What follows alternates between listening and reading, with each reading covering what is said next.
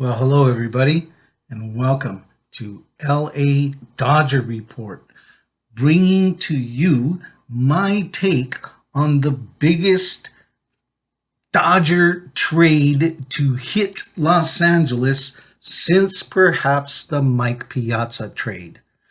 Yasiel Puig yesterday traded off to the Cincinnati Reds. Yes, there were other players involved, Alex Wood, for example, and Kyle Farmer. But let's face it, this trade was mostly about Yasiel Puig and mostly has affected LA as it relates to Yasiel Puig. Now, this trade is part of the Dodgers master plan. People are reading that correctly, but it's not the master plan that you're thinking. This trade is being touted everywhere as the first step toward an even larger Dodgers acquisition.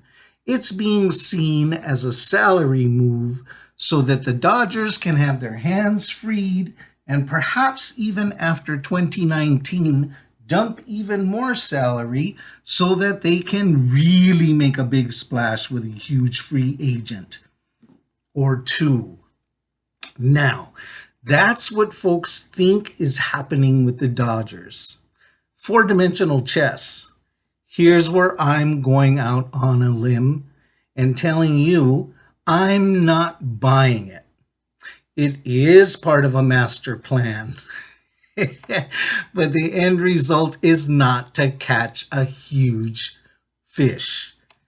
It's simply to dump salary. Puig was going to be a free agent next year. He's popular in LA. He puts up pretty darn good numbers, and he's a premier top right fielder. Some will argue, and me included, will argue that he's the best right fielder in the National League.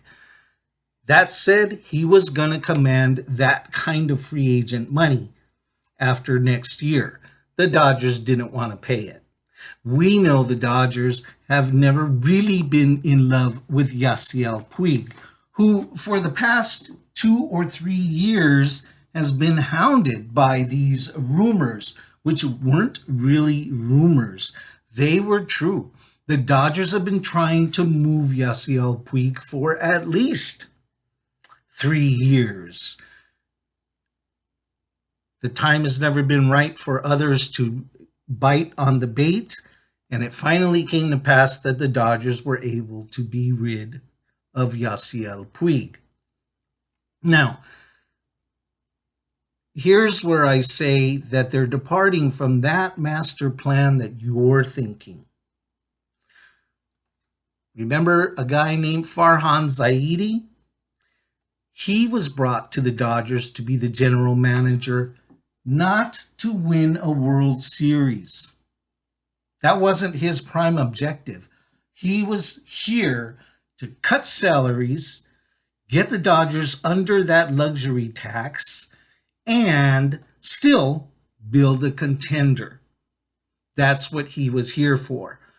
Do it on the cheap and get those salaries down, down, down. Well, that's pretty much what he did. And that plan is still in motion. And so once the Dodgers saw that business model, they figured they understood it, and they showed Farhan Zaidi the door. They don't need him. Salary dump general manager. Who needs to pay for that? Which is also part of that Dodger organization's master plan. Zaidi showed them dump the big contracts, bring up young stars who are under salary control and will still put up big numbers, but not demand high salaries. And every now and then, when you need somebody to get you over the hump, build from the outside through reclamation projects who can be grabbed on the cheap and getting free agents when needed. But if you pay close attention, It's not the top tier guy. It's the second tier or even third tier guy that they pick up.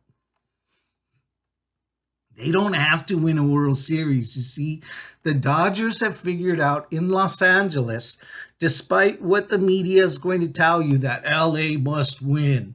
They must win a World Series. That's the kind of town Los Angeles is. That's how it worked in the old days. And that theory was probably true. But this is the 21st century. And Guggenheim,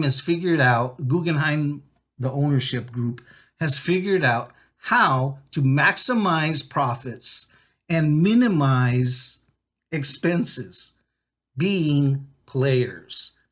They don't have to win a World Series because why? People will come, Ray. People will come. All they have to do is give you enough of a taste of a World Series championship, and those people will come. The Dodgers have already maxed out their TV money, $8 billion plus for the next 19 years or so. They're good. They're not going to make more money on TV. Merchandising, they're good. The Dodgers are a built-in brand worldwide, and so merchandising isn't an issue. How about seats? If they don't win, people won't come. Oh, yes, they will. And yes, they do. And yes, they have. Season ticket, still a hot item. 3 million plus in the stands every year, still a consistent record, even without bringing home that championship. So the Dodgers have figured out they don't really have to win because the people will come.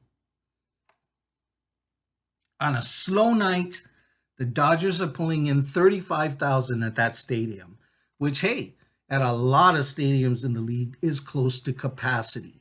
And that's what they pull in on a slow night. The Dodgers Guggenheim Group have figured out how to maximize profits and minimize expenses. That's the master plan. Don't look for a big free agent grab that is going to bring a big ticket contract over a long period of time. This ownership group doesn't believe in it. That's my take. Merry Christmas, everybody. Thanks for watching LA Dodger Report. We'll see you again soon. Peace on earth.